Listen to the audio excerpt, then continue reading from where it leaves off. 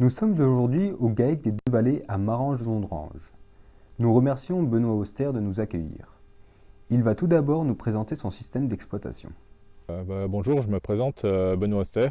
Je suis installé depuis 2007 sur l'exploitation familiale avec mes parents. Aujourd'hui, la structure, c'est 460 hectares avec un cheptel de vaches allaitantes de 130 mères.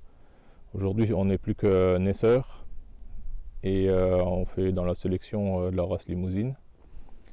Au niveau des cultures, la part est de 60% de la surface agricole de l'exploitation et c'est 260 hectares de culture.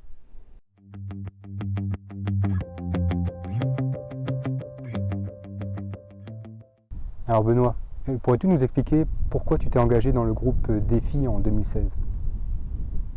L'élément principal à cette époque, c'était la réduction des IFT, qui est toujours d'actualité, je pense, aujourd'hui.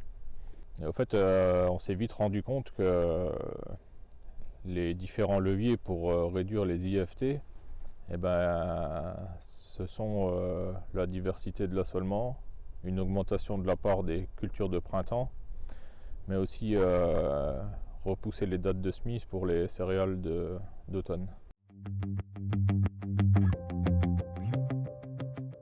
Peux-tu nous détailler les leviers que tu as mis en place sur ton exploitation? On a intégré le tournesol.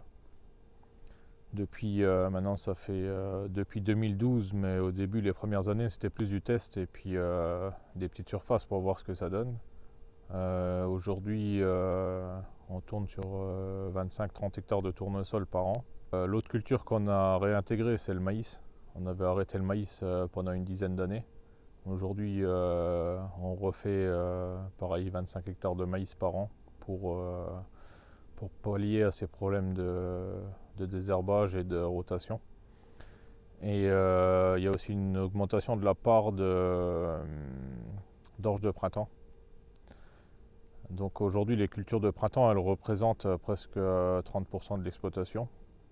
Au début, ça fait un peu peur, mais on se rend compte que ça va bien. Au niveau des autres cultures qui pourraient être intéressantes sur l'exploitation, ça serait peut-être aussi l'avoine. Moi, j'en fais un tout petit peu, mais juste pour multiplier, pour semer les SIE. Et autrement, il y a aussi les sorgho qui marchent pas trop mal quand il faut produire du fourrage. Pour vraiment faire diminuer les IFT, c'est compliqué. Nous, sur l'exploitation, on a diminué peut-être de 10% en 4-5 ans. Le souci, c'est que si on ne met pas toutes ces méthodes en place, ils explosent les IFT parce qu'on n'arrive plus à garder nos parcelles propres. Et forcément, on va se rabattre sur la chimie, mais qui ne marche plus forcément très bien.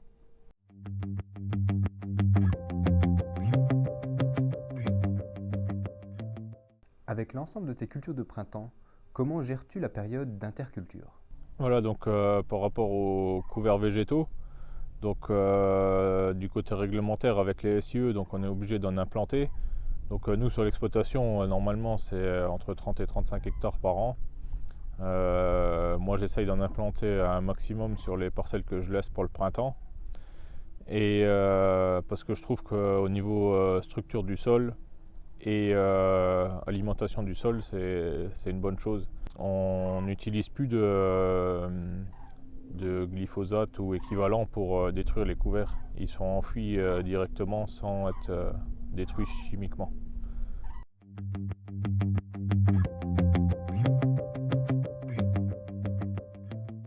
Donc, fin de compte, Benoît, quels ont été les atouts et les inconvénients de cette reconception de ton assolement? C'est pas toujours évident de mettre en place ces différentes techniques, surtout quand on a un parcellaire qui est assez morcelé et avec des terres qui sont très hétérogènes, où on passe des argiles lourdes à des argilo-calcaires superficiels ou des limons battants. Il faut essayer d'adapter au mieux.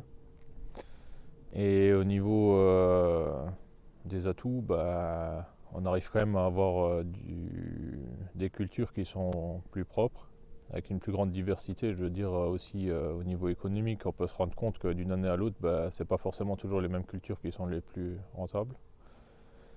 Donc au niveau économique pour l'exploitation, je pense que c'est une bonne chose d'essayer de diversifier.